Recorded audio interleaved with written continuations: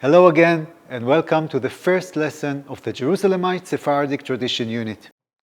In this unit of our course, we will turn our eyes and ears to a city which is featured in each of our previous units, the city in which we are filming and making this course, and where our Academy of Music and Dance was founded in the year 1933, Jerusalem.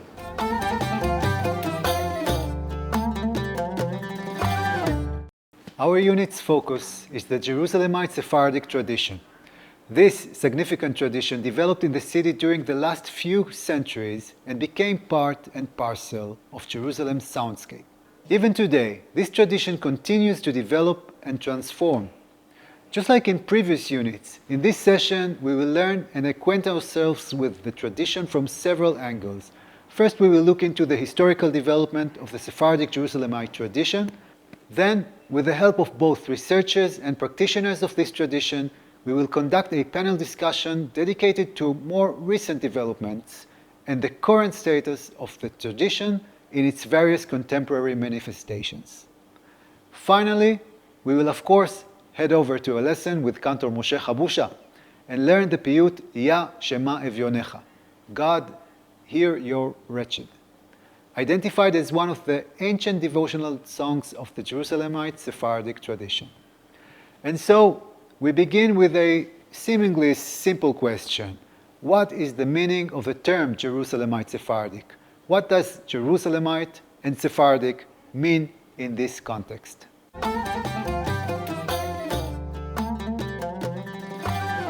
Jerusalem has a long history of Jewish music, dating back to the days of the temples and the musical festivities which took place in them.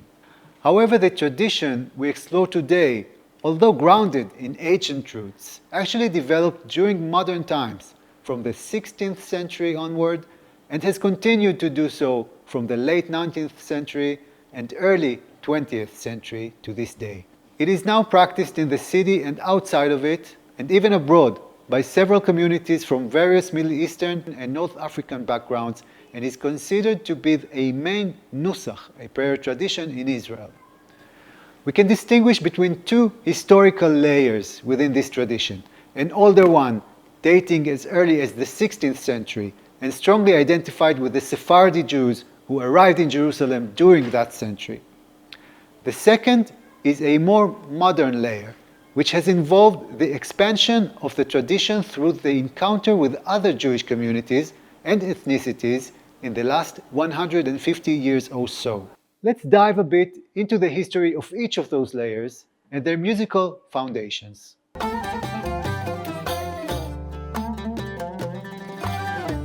Following their brutal expulsion from Spain and Portugal in 1492 and 1497 respectively, the mass of Sephardi Jews spread among the Jewish communities in Europe, North Africa, and the Middle East. The Sephardic Jews did not hurry to arrive in Jerusalem, which was a provincial city of the Mamluk Empire at that time. Instead, they preferred to settle in stronger Jewish centers such as Thessaloniki, Constantinople, Istanbul, and Safed. However, following the Ottoman occupation of the city at the end of 1516, the flow of Sephardi Jews to Jerusalem increased, strengthening their status within the local community. Historical sources distinguish between four main groups of Jews living in Jerusalem during the early 16th century. The first is the Eastern and Central European Ashkenazi Jews, who arrived in the city due to rising anti-Semitism in Europe. The next are the newly arrived Sephardi Jews from Spain. The third group is the Jews from North Africa, especially Morocco, called Mughrabim, from the word Maghreb, meaning the West, due to the relative geographical position of North Africa to Jerusalem. The fourth group of Jews living in Jerusalem at that time is the native Jews, called Musta'arabi, a term coined by the Sephardi immigrants for the old Jewish communities in the Muslim world, including Eretz Israel. Throughout the 16th century, the Sephardi Jewish community in Jerusalem steadily gained influence, gradually replacing the older Ashkenazi elite, which had previously managed the community's internal affairs and represented it to external entities, including other Jewish communities and foreign rulers. By the end of this century, the religious customs and the nusach, the manner of prayer, in the central synagogue in Jerusalem were based on Sephardic traditions. Consequently, other communities, such as the Musta'arabi Jews and the Mughrabim, North African Jews, were partially absorbed into the Sephardic community, adopting their nusach of prayer.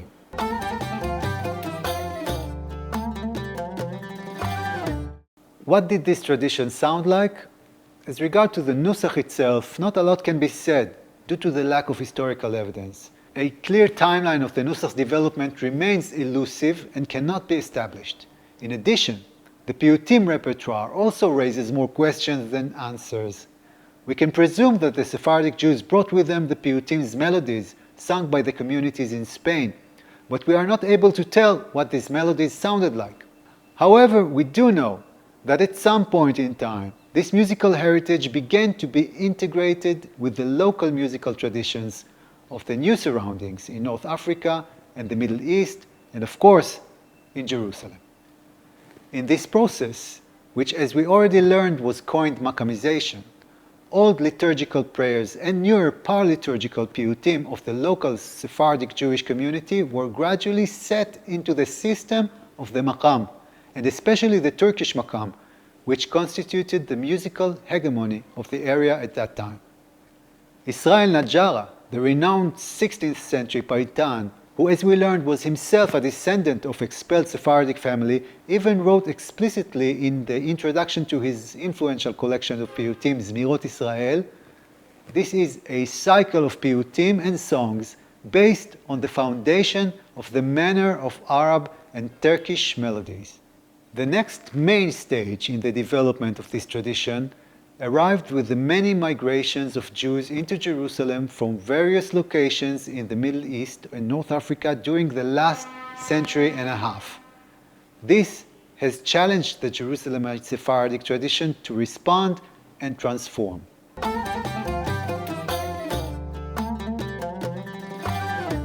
The newcomers to Jerusalem, both before and after Israel's independence in 1948, brought their own musical tastes and styles with them. Many of these were influenced by newer trends in the music of the Arab world, where, as we already know, these Jewish communities played a significant role.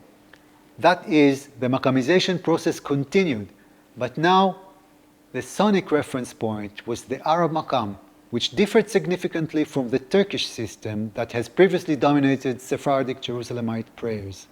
Modernization fueled these trends as recordings of famous Arab singers became widespread and very popular among Jewish communities, gradually replacing the old Ottoman style with contemporary styles of the surrounding Levant traditions.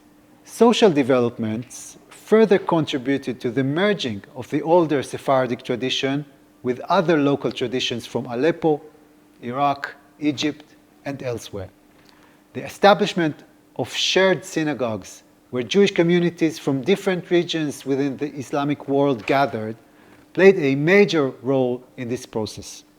Additionally, inter-communities marriages between Mizrahi Jews from different regions and shifting hegemonies within and between communities further accelerated the hybridization of various Middle Eastern and North African Jewish musical traditions.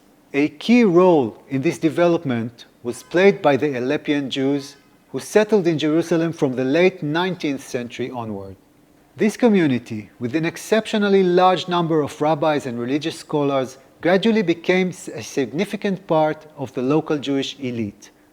Following the establishment of the Aleppian Jews synagogue in 1901, the Ades synagogue, which we mentioned in our discussion of the Bakashot, it became a central religious hub not only for the Aleppian Jews, but also for members of other communities. They sought to learn and experience Aleppian Jewry unique musical traditions, particularly the mystical Bakashot custom. A major figure in spreading the Aleppian tradition in Jerusalem was Rabbi and poet Chaim Shaul Abud.